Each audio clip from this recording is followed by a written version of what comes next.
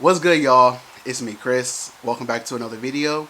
In today's video, we're going to be discussing how fetishizing fat men ain't the revolutionary move that y'all think it is. But before we get into that, if you like, you can go ahead and follow me on my other social media platforms. Here is my Twitter, where I just be talking out the side of my neck, y'all. And here is my Instagram, where you're going to be getting mounds of melanin. You are welcome. And while you're here, you can check out some of my recent videos. A few days ago, I did a video discussing the first Cheetah Girls movie. Prior to that, I made a video discussing why is it so hard to believe gay people. And prior to that, I made a video about when I learned gay was not okay. So y'all go ahead and check those out. Today's conversation is going to be focusing on fat phobia, anti-fatness, fatness as a whole. If you're active on social media, you may have come across this topic of conversation. It is very norm across all platforms. I see it being discussed on Twitter, Instagram, and of course here on YouTube. It may be discussed on like Tumblr, Reddit, and TikTok, but I'm not active on those social media platforms, so this is just where I see the conversation happening the most. Unfortunately, fat phobia has not made it to the mainstream media as far as like the conversation goes. Mostly what we see is body positivity, which is not the same as fat phobia. Body positivity deals with like representation, self-confidence, deeming all bodies to be valuable. It's kind of meant to be more inclusive of all bodies, but today what I'm talking about is fat people. So that is what we're going to be talking about, and even more a heavy focus and emphasis on the queer community, specifically queer men and also queer, AMAB, non-binary people.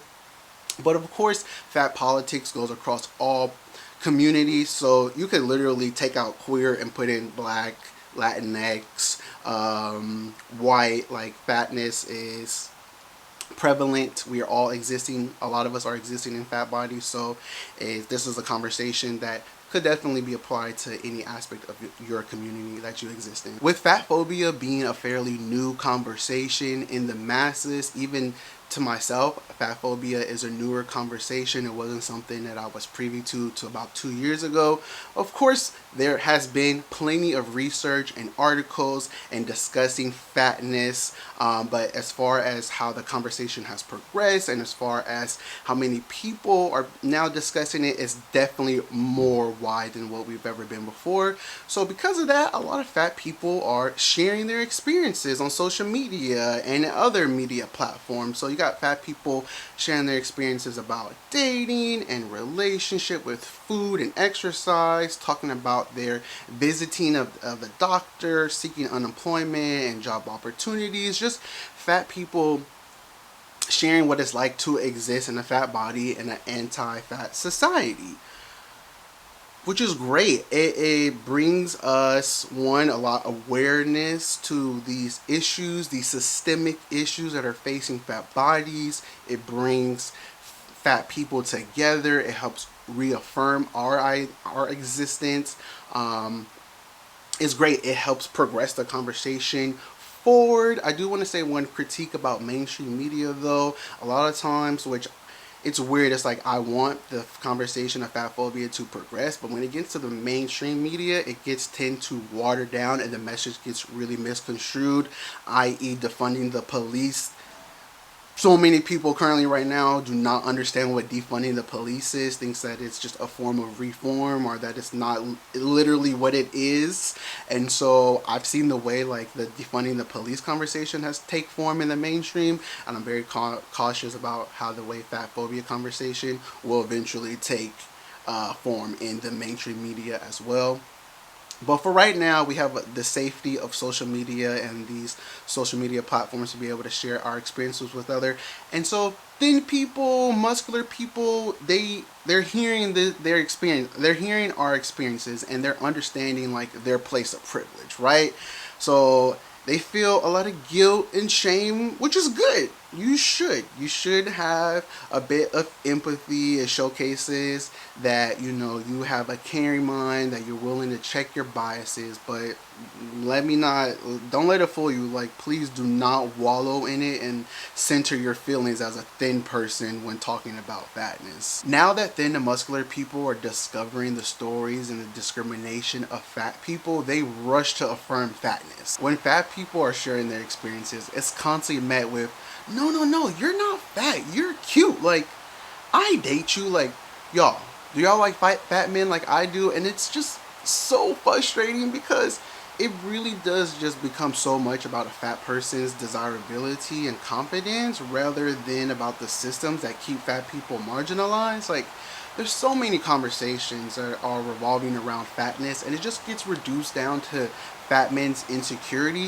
which I do want to say is valid and it should be embraced and discussed. Deshaun Harris, a writer and organizer, wrote a personal essay talking about ugliness and desirability. And in the personal essay, they wrote, "I want us to sit with why we believe insecurity as a concept must be a personal and moral failing rather than a result of systemic and social domination. I want us to know insecurity as intimately as we know the marginalized pieces of ourselves, as valid as identities and as political." So yes, I do believe that fat people, specifically fat men, should be able to have a place to discuss and share their insecurities because it is stemming from a greater societal force. But in this, it leads me to think that the thin and muscular people that are engaging in these conversations just aren't listening. Like, they're not understanding a fat person's experience outside of desirability.